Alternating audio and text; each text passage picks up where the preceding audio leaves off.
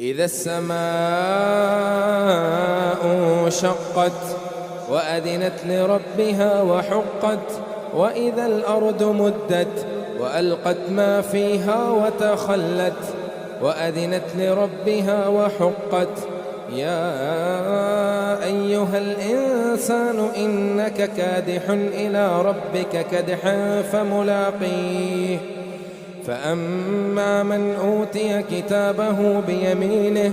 فسوف يحاسب حسابا يسيرا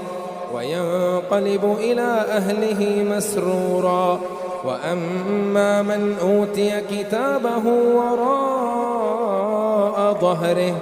فسوف يدعو ثبورا ويصلى صعيرا إنه كان في أهله مسرورا إنه ظن أن لن يحور بلى إن ربه كان به بصيرا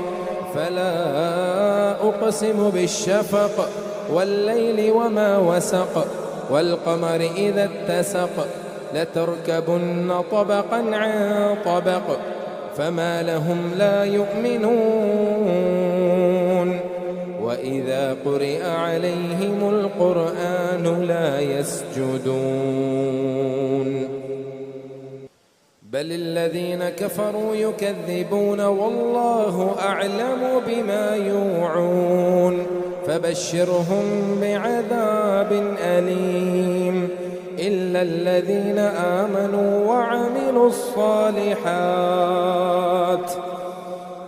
الذين آمنوا وعملوا الصالحات لهم أجر غير ممنون